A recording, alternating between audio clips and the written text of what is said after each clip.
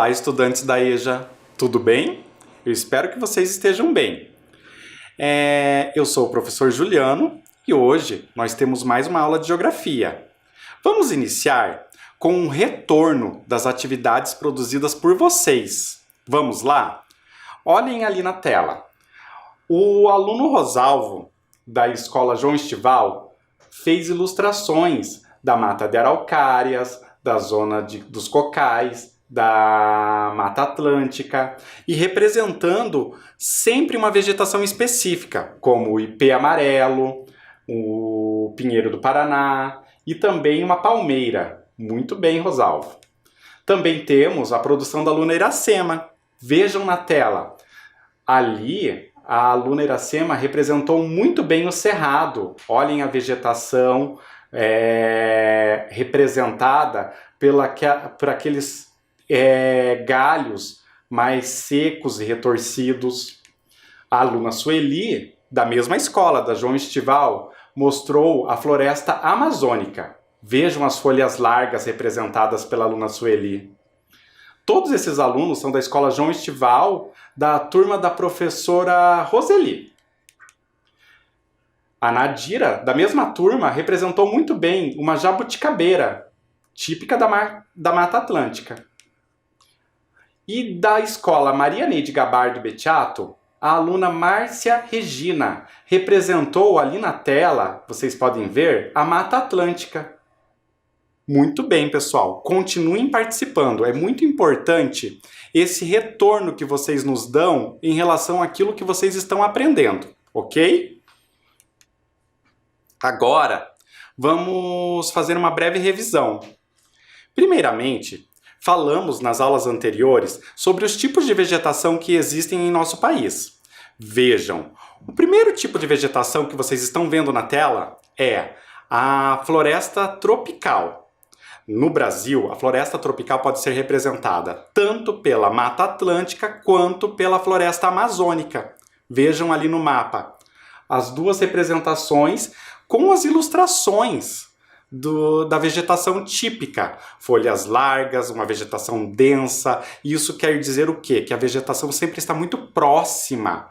Há uma proximidade entre as folhagens.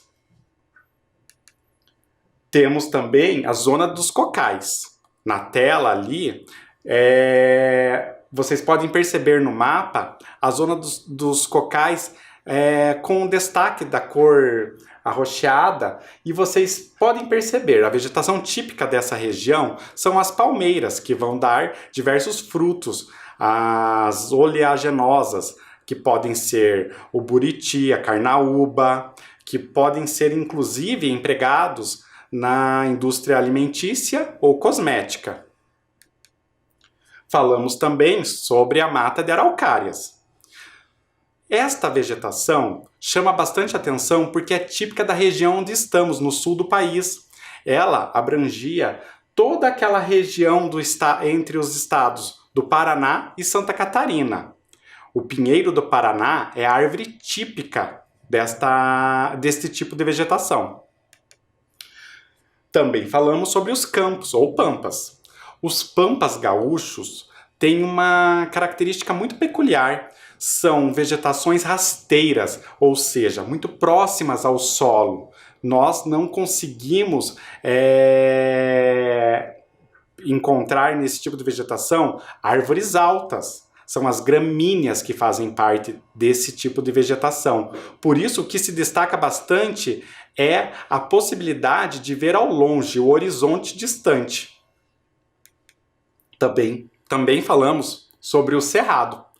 Olhem ali o destaque para o cerrado no mapa. Ele abrange uma grande área do território brasileiro. O cerrado tem a característica de apresentar uma vegetação de médio porte e até arbustos. As árvores, inclusive, apresentam características muito próprias, troncos retorcidos, cascas grossas, características próprias deste tipo de vegetação. Falamos também sobre a caatinga. Caatinga que é encontrada principalmente na região nordeste do país. Vejam ali no mapa. A Caatinga tem esse nome porque foi dada pelos indígenas. Ca significa mata, tinga, a cor branca. Então, a mata que tem como característica um tom quase tão claro que lembra um entroncamento de árvores esbranquiçadas. Falamos também sobre o Pantanal. O Pantanal é uma região muito peculiar dos tipos de vegetação encontrados no Brasil. Por quê? Nesse espaço específico encontram-se os diversos tipos de vegetação que existem no Brasil todo. Então você vai encontrar desde gramíneas, que são aquelas vegetações rasteiras, até plantas de médio a grande porte. Uma característica muito interessante do Pantanal é o terreno onde você vai encontrar esse tipo de vegetação é quase sempre alagado. Isso porque durante algumas épocas do ano as cheias provocam o alagamento dessa região. Em outras épocas, em outras estações do ano, este espaço seca, deixando ali um monte de matéria orgânica que vai permitir com que esse solo seja muito rico. Falamos também sobre os mangues. Os mangues têm uma característica bem interessante. Vejam ali na ilustração as raízes aéreas. Isso quer dizer o quê? Que as raízes são visíveis aos nossos olhos. Podemos percebê-las facilmente. Normalmente, quando falamos de raízes, temos que pensar que elas estão dentro do solo. Mas nesse caso, nós podemos verificar as raízes, perceber as raízes. Isso se dá pelo terreno onde eu vou encontrar esse tipo de vegetação. Geralmente é um terreno arenoso. Os mangues são muito comuns nos encontros entre as águas dos rios e as águas do mar. Por isso que é um terreno alagado. Entenderam? A característica do mangue é justamente não permitir a invasão das águas do mar para dentro do espaço terrestre, certo? E também a biodiversidade presente nesse espaço é muito grande. Inclusive, o mangue pode ser considerado um berçário da fauna existente no mar, porque muitas espécies se reproduzem nesses locais. Hoje vamos falar sobre hidrografia. Vocês já ouviram falar desse termo? Hidrografia significa um estudo que se dá sobre as águas existentes no mundo, no planeta. As águas podem surgir de diversas formas. Vocês se recordam quais são os 3 estados da água? Primeiramente, nós temos a água no seu estado líquido. A água líquida, ela pode ser encontrada tanto nos rios, nos mares, nos oceanos, lagos, na superfície terrestre ou abaixo dela. Sim, nós podemos encontrar água abaixo do solo. É uma das formas de verificar a possibilidade da existência de água. A água no estado gasoso. Olhem ali o que temos na tela. No ar que respiramos, na forma de vapor de água. Vocês sabiam que a água está presente até no ar que nós respiramos? Sim, vocês irão estudar isso futuramente. Água em estado sólido. Olhem que interessante. A água no estado sólido é o gelo. Como vocês abrem a porta da geladeira, vocês não têm acesso ao gelo. Só que o gelo pode ser dividido de 2 formas quando falamos do estado sólido. O gelo encontrado nas geleiras ou nos icebergs. Já ouviram falar sobre essas 2 palavras? Vamos entender o que elas representam? Olhem lá na tela. Primeiramente, nós temos à esquerda da tela de vocês uma geleira. Lá um monte Everest na Ásia. O maior monte do mundo, né? Tem uma altura muito elevada. E o que você pode perceber ali? Que o gelo está sobre a superfície terrestre, está acima da Terra. Entenderam? Aqui eu tenho a superfície, aqui eu tenho o gelo. Ao lado, eu tenho um exemplo de iceberg. Qual é a diferença? O iceberg vai ser encontrado nas águas e não na superfície terrestre. Então, quando eu tenho uma geleira, é porque o gelo está localizado na Terra. O iceberg representa o gelo diretamente na água, certo? Vamos falar bastante, então, já que vamos estudar hidrografia, os rios brasileiros. Vejam na tela de vocês um mapa que mostra muito bem os rios que existem em nosso país. A legenda, bem ali na parte de baixo do mapa, mostra e explica pra gente o quê? Que aquelas linhas azuladas aparecem de maneira, elas aparecem um pouquinho mais grossas no mapa, são os rios perenes. O que quer dizer isso? São os rios que estão sempre expostos e nunca somem da natureza. Eles existem e estão sempre na natureza. As linhas um pouquinho mais finas representam os rios que aparecem e desaparecem de acordo com a estação do ano. Então, vocês podem perceber que existem dois tipos de rios: os perenes e aqueles que são sazonais, ou seja, aparecem em determinadas épocas, certo? Hoje eu quero falar um pouco sobre os rios que estão ao nosso redor. Vou exemplificar pelos rios da nossa cidade, aqui, Curitiba. Vejam ali no mapa a representação do mapa de satélite mostrando o Rio Barigui. O Rio Barigui é um importante rio da nossa capital. Ele corta a cidade de norte a sul. Percebam que o Rio Barigui, ele então possui uma grande extensão dentro da nossa cidade. Uma coisa que chama bastante atenção no Rio Barigui é o seguinte: ele surge mais ao norte da cidade e nós podemos relacionar o Rio Barigui ao Parque Barigui. Já ouviram falar desse nome? O Parque Barigui no Parque Barigui nós temos a presença do quê? De um lago, uma formação que se deu a partir da existência do rio. E vocês sabem por que existe esse lago no Parque Barigui? Existe uma explicação para a existência dele ali.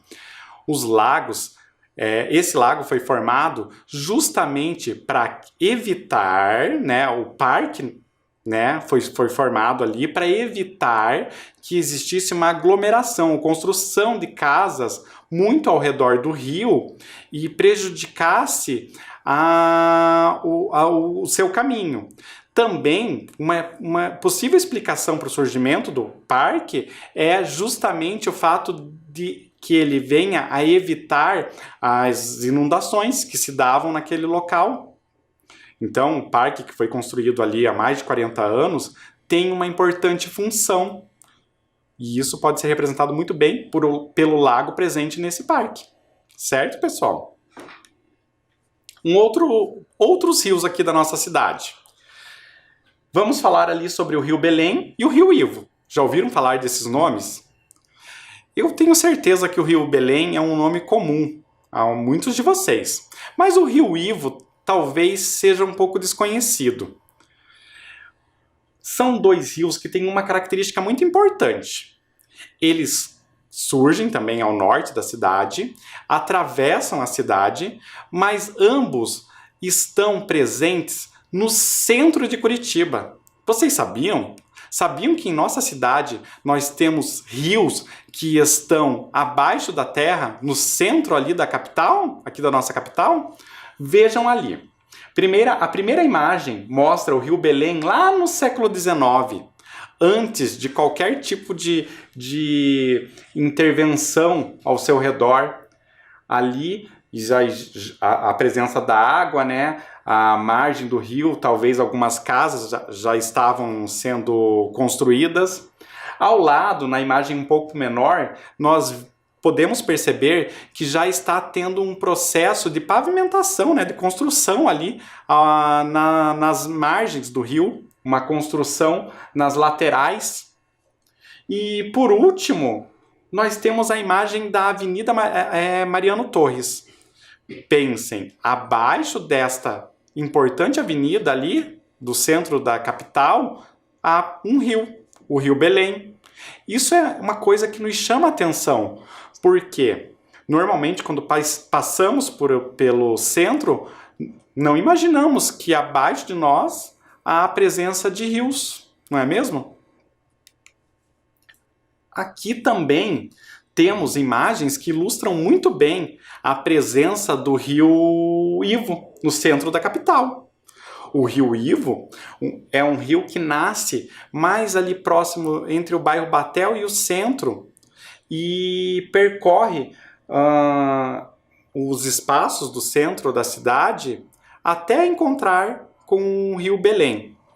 Vejam, ali temos uma imagem, uma fotografia que ilustra muito bem o terreno alagado de Curitiba no século XIX. Ao fundo, se vocês perceberem bem nessa foto, temos a antiga Igreja Matriz, onde hoje é a Catedral. Muito interessante, né? Como mudou a paisagem no decorrer desses anos, não é mesmo?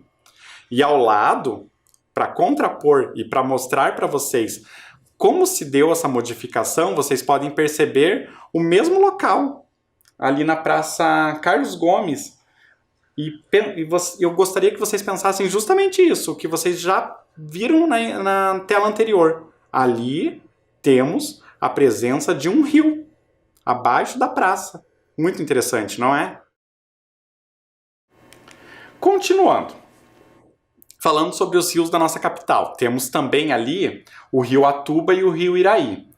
O que chama bastante atenção quando falamos sobre esses dois rios é o seguinte: ambos irão dar origem em um dos maiores rios do estado, o Rio Iguaçu. A partir do encontro, da união desses dois rios, surge o Rio Iguaçu, um importante rio paranaense.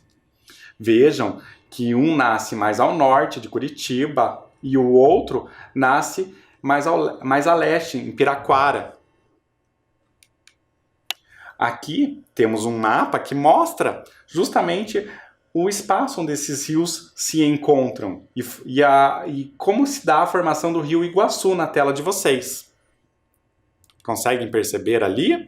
O Rio Iguaçu que vai ter a sua foz lá no município de Foz do Iguaçu. Interessante, olha quanto que esse rio percorre, quantos quilômetros de extensão que tem esse rio. É fantástico pensar nisso, não é mesmo? Aqui, o mesmo mapa mostra justamente o caminho que fazem os dois rios, os maiores rios ali, né, que cortam o nosso estado, o Rio Paraná e o Rio Iguaçu.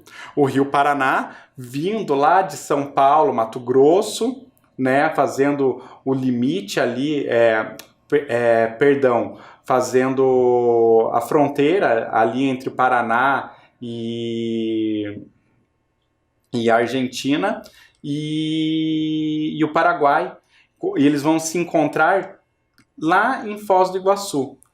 E quando falamos em Foz do Iguaçu, pensamos no seguinte, uma coisa que acredito que todos já ouviram falar, sobre as usinas hidrelétricas. Já ouviram falar desse termo?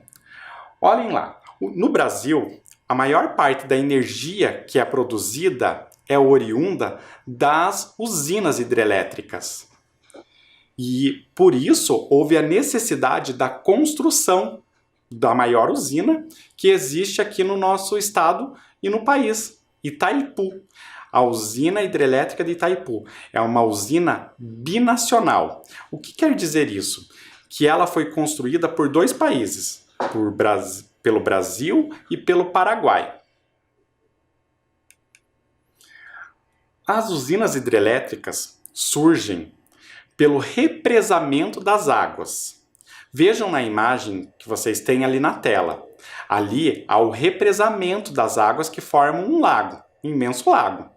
Mas qual é o motivo que leva a esse represamento? Ou seja, eu vou segurar, manter a água num determinado espaço para que haja uma vazão maior. E isso vai gerar com que o movimento das águas gere uma força. Essa força vai permitir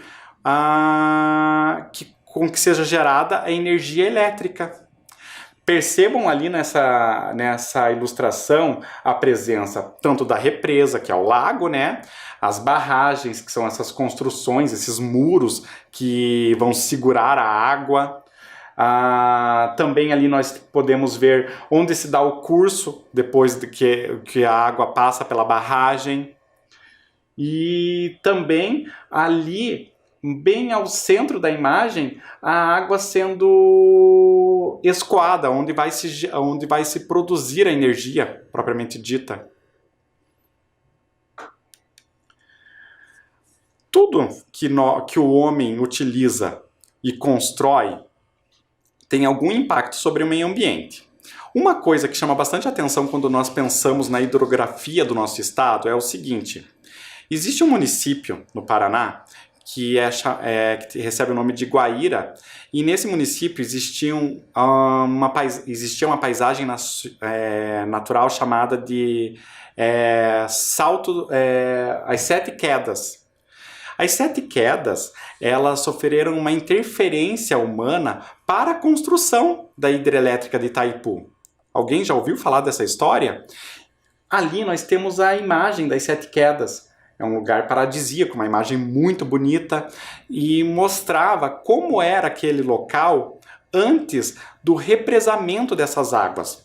Ou seja, nesse mesmo local onde antes havia esse parque das Sete Quedas, hoje é um terreno alagado. E por quê? Justamente para que a água seja contida e a partir desse momento, havendo mais vazão dessa água, né, vai ter mais força, ela pode chegar até Itaipu, em Foz do Iguaçu, com mais força, podendo gerar energia elétrica.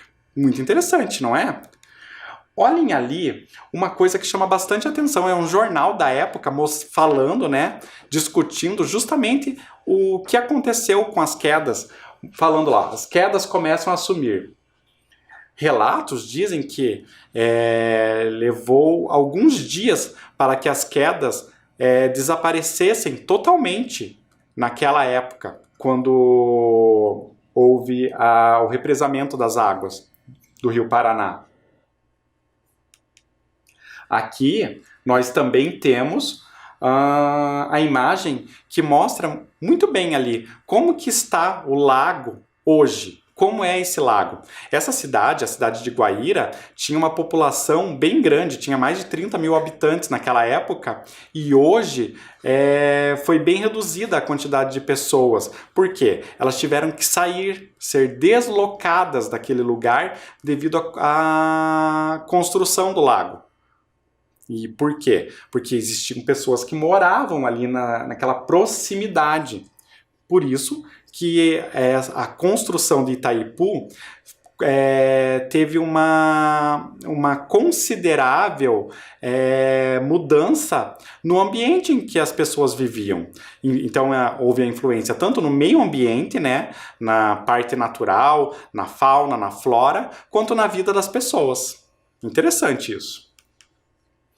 Agora, a gente vai pensar sobre o seguinte. Vocês sabem que a ciência consegue explicar, por exemplo, por que esta paisagem foi formada, por que havia, por exemplo, as sete quedas, ou, por exemplo, as cataratas do Iguaçu.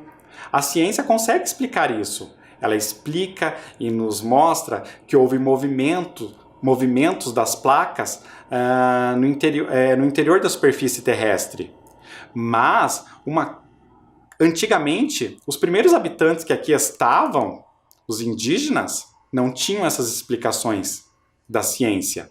E o que explicava para eles a presença daquelas quedas d'água, a existência do dia, a sucessão de dias e noites, frio e chuva, sol e lua? Eles precisavam de algum tipo de explicação. Daí a importância da valorização das lendas. No Brasil, nós temos diversas lendas e mitos que explicam a formação das coisas. E o conhecimento e o respeito por essas lendas são muito importantes para que nós possamos valorizar a própria formação do território brasileiro. Vamos ouvir a lenda que conta a história da formação das cataratas do Iguaçu, a lenda de Naipi e Tarobá. Eu vou rodar para que vocês possam escutar. Daqui a pouco a gente fala sobre ela. Naipi e Tarobá.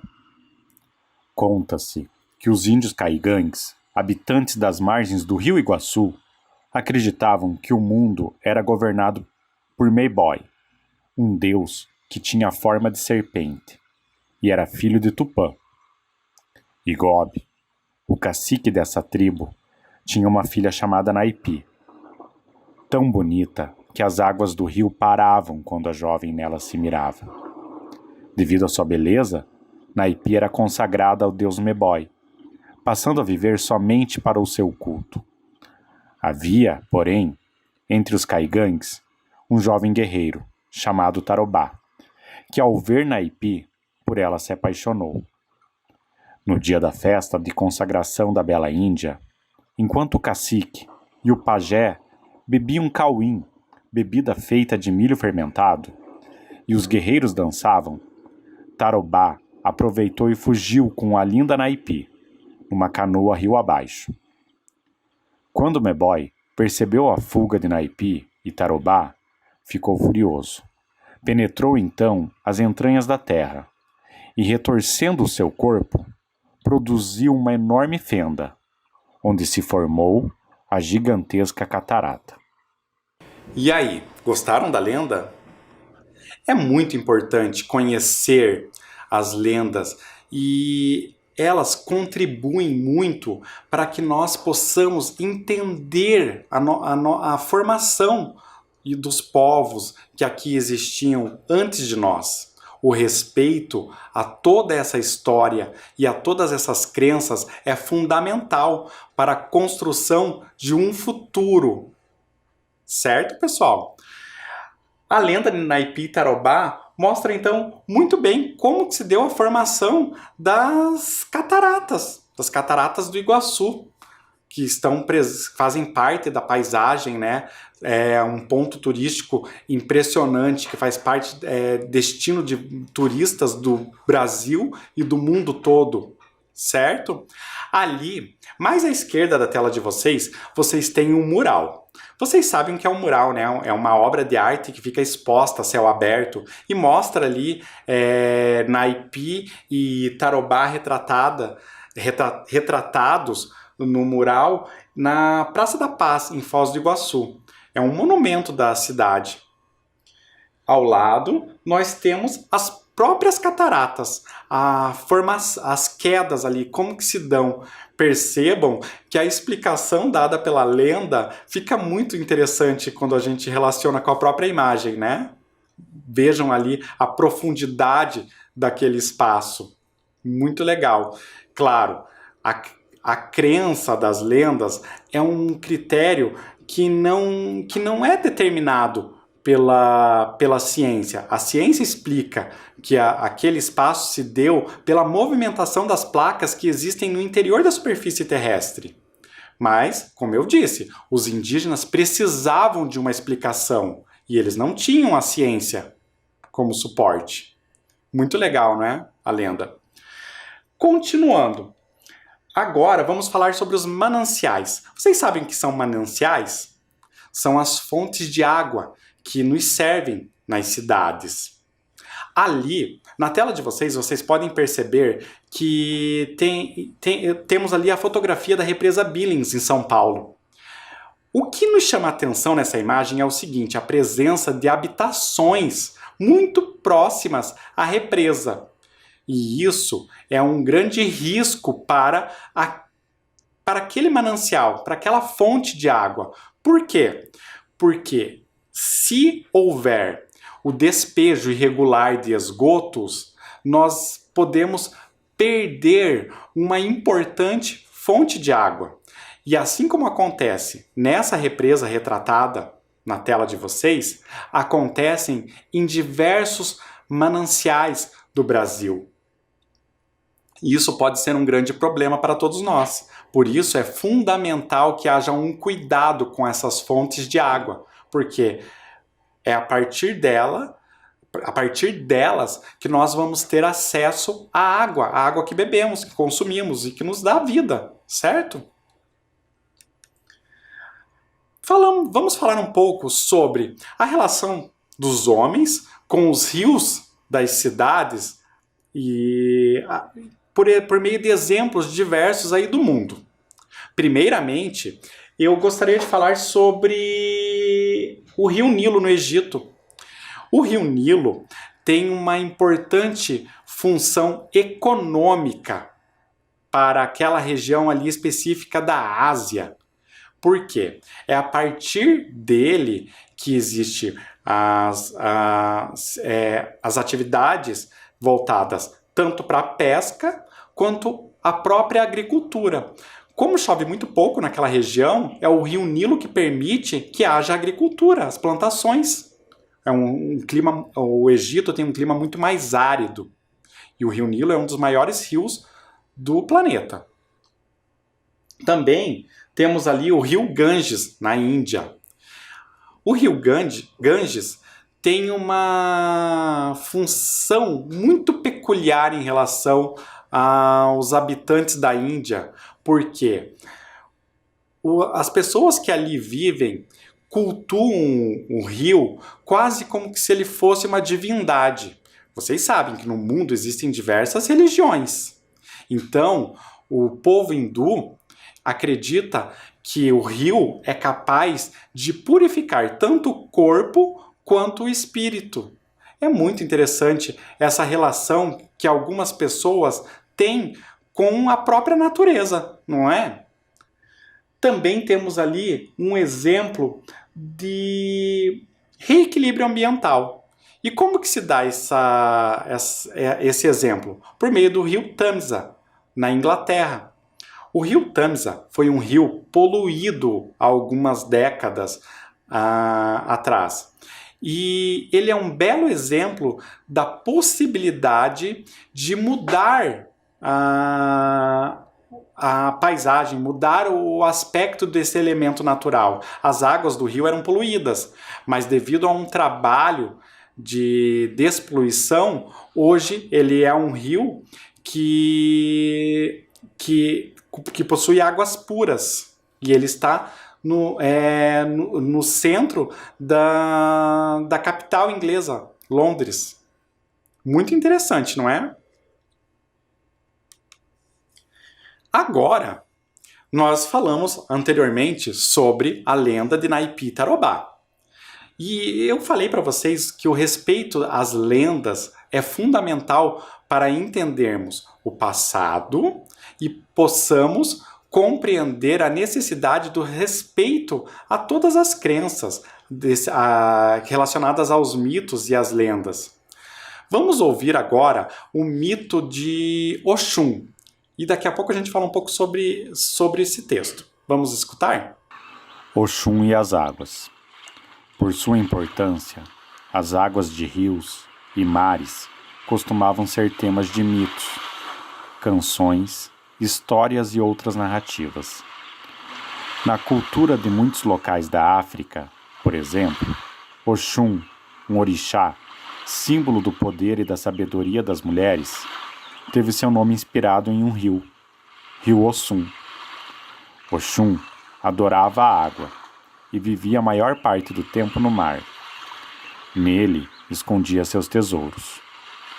Segundo a crença africana, Oxum é quem garante a abundância e os frutos que o mar oferece à terra. Muito interessante esse texto, não é mesmo?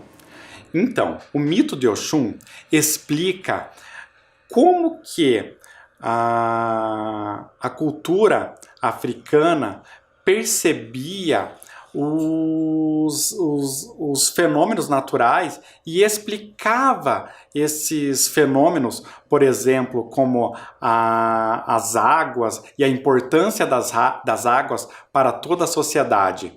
Então, eles acreditavam nessa divindade, Oxum, e acreditavam também que essa divindade era responsável pelos frutos que o mar oferecia à terra ou às pessoas. Muito interessante esse mito também. A cidade de Salvador, na Bahia, possui um manancial. Como nós falamos, um manancial é uma fonte de água. E olha que interessante, Salvador é uma capital que tem uma relação muito próxima da cultura afro. E por isso mesmo, eles representam, por meio de estátuas ali, essas divindades que estão relacionadas aos fenômenos da natureza. Percebam que ali nós temos diversas estátuas no manancial. E o que chama a atenção é justamente o respeito desse povo por dois patrimônios. O patrimônio natural, que é o manancial, né, a fonte de água, e o patrimônio cultural, que vem da cultura afro, presente na história da população daquele local. É muito legal, não é mesmo?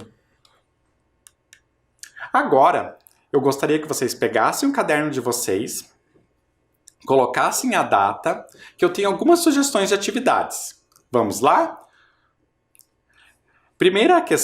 A primeira questão é a seguinte: quais são os 3 estados da água? Recordam? Eu vou dar um tempo para que vocês copiem essa questão e, se possível, eu acredito que muitos de vocês vão conseguir responder. E daqui a pouco nós corrigimos.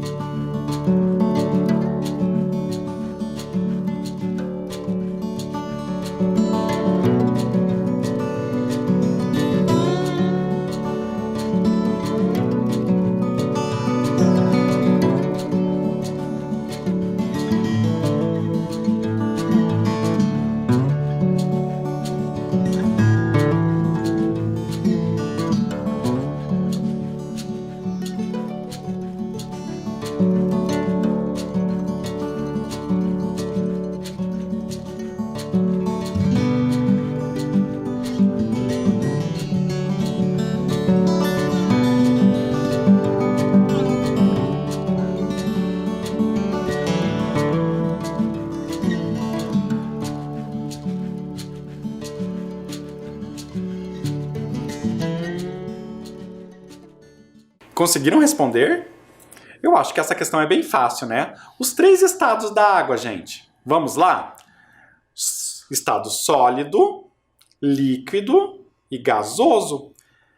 Se vocês não conseguiram responder, podem copiar da tela, certo? Eu vou dar um tempinho para que vocês copiem.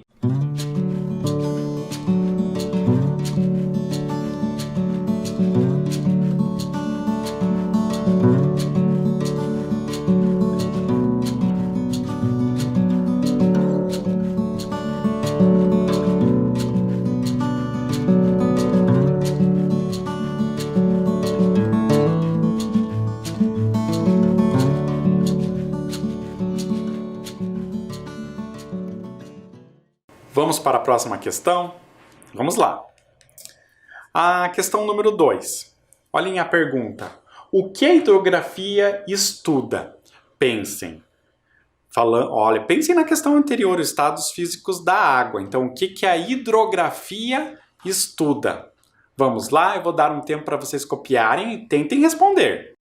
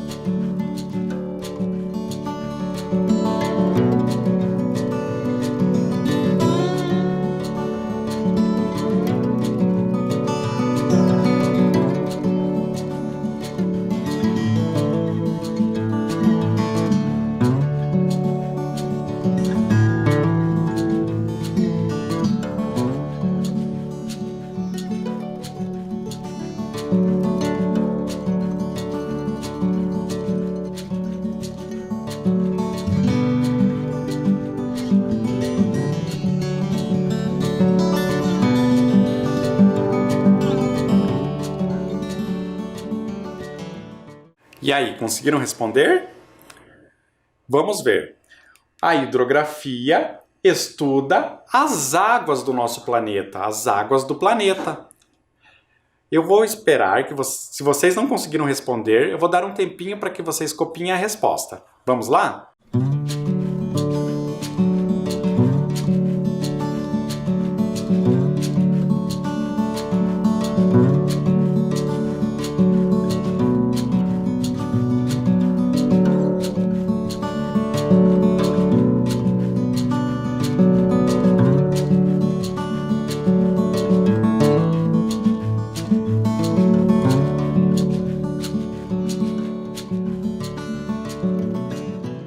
E aí, copiaram?